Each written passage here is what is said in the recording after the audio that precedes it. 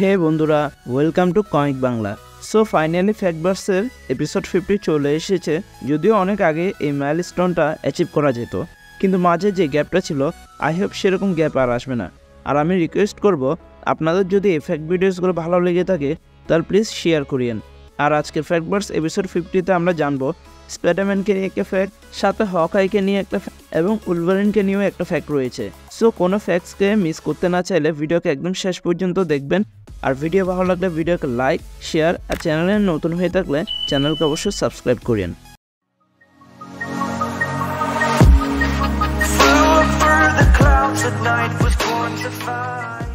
আমরা যদি অরিজিনাল অ্যাভেঞ্জার্সদের 6 জন মেম্বারদের কথা বলি, তাহলে সেখানে সবচেয়ে কম ইম্পর্টেন্স পেয়ে থাকে হকাই। আর এই প্রবলেমটা শুধু মুভিসের মধ্যে না, বরং কমিক্সের মধ্যে হয়ে থাকে।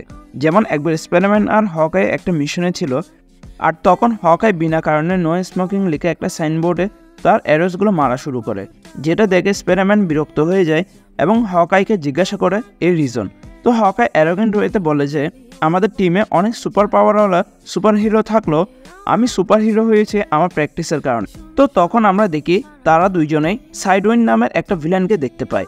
আর তখন স্পাইডারম্যান তার ওয়েবের মাধ্যমে ওই ভিলেনের কাছে যাওয়া শুরু করে, আর হকাই একটা অ্যারো ওই ভিলেনের দিকে ছুঁড়ে মারে, কিন্তু এবার হকাইয়ের অ্যারো তার টার্গেট মিস করে, আর স্পাইডারম্যান সাইডউইংকে একটা লাথি মেরে কাবু করে। কিন্তু সে হকাই আসার আগে তার অ্যারো সাইডউইন্ডের বুকে লাগিয়ে দেয়, যেন হকাই খুশি হয়ে যায়।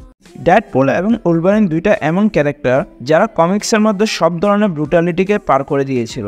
আজকের স্টোরির শুরুতে আমরা দেখি ডেডপুল উলভারিন মিলে একটা সুটকেসকে সিআইএ থেকে প্রোটেক্ট করার চেষ্টা করে, এবং নিজেকে আর উলভারিনকে বাঁচানোর জন্য ডেডপুল তার টেলিপোর্টেশন ডিভাইসকে ইউজ করে তাদেরকে ওইখান থেকে টেলিপোর্ট করে। কিন্তু কোনো সেফ জায়গায় যাওয়ার পরিবর্তে তারা টেলিপোর্ট করে অ্যাডমেন্টিয়ামের জেলে। আর কিছুক্ষণ পরেই আমরা দেখি ডেডপুল তার ফালতু কথা বলা শুরু করে দেয়, আর উলভারিন তখন রেগে গিয়ে ডেডপুলের মুখে তার ক্লসগুলোকে ঢুকিয়ে দেয়, যেন সে শান্তিতে এই জেল থেকে বের হওয়ার প্ল্যান বানাতে পারে। লেটার অন উলভারিনের কাছে একটা আইডিয়া আসে, এবং সেটাকে পূরণ করার জন্য সে ডেডপুলের উপরের অংশকে কেটে ফেলে বাইরে ছুঁড়ে ফেলে দেয়, যেন ডেডপুল গিয়ে এমার্জেন্সি অ্যালার্ম বাজিয়ে দেয়। আর আমরা দেখি অনেক কষ্ট করে ডেডপুল সেটা করেছিল, এবং উলভারিন জেল থেকে বের হয়ে ডেডপুলকে থ্যাংক ইউ বলে, কিন্তু তাকে ওইখানে রেখে সে পালিয়ে যায়। আমরা সবাই জানি যে স্পাইডারম্যান কখনো কোনো হ্যাপি এন্ডিং পায় না, কিন্তু একটা ইউনিভার্সে সে হ্যাপি এন্ডিং পেয়েছিল। স্টোরিটা হচ্ছে এমন, যেখানে এই ইউনিভার্সে পিটার পার্কারকে রেডিও অ্যাক্টিভ স্পাইডারম্যান কামড়ানোর কারণে সে কোনো পাওয়ার পায় না, বরং তার ওই দিন থেকে একটা অ্যালার্জির কারণে হসপিটালে অ্যাডমিট হয়ে থাকতে হয়েছিল। আর পিটারের কাছে most of the time aunt May এবং আঙ্কেল বেন ছিল বলে এই ইউনিভার্সে আঙ্কেল বেন বেঁচেও ছিলেন। আর যখন স্পাইডারভার্সের ইভেন্টের সময় অন্যান্য স্পাইডারম্যানরা এই ইউনিভার্সে আসেন, তখন তাদের মধ্যে 6 হ্যান্ড স্পাইডারম্যান পিটারের এমন অবস্থা দেখে তার জন্য কিউর বানানোর ডিসিশন নেয়। কিন্তু অন্যদিকে পিটারের সিচুয়েশন খারাপ হতে থাকে, আর এক পর্যায়ে সে একটা অ্যাকচুয়াল স্পাইডারে পরিণত হয়ে যায় এবং অন্যান্য স্পাইডারম্যানদের সাথে ফাইট করা শুরু করে।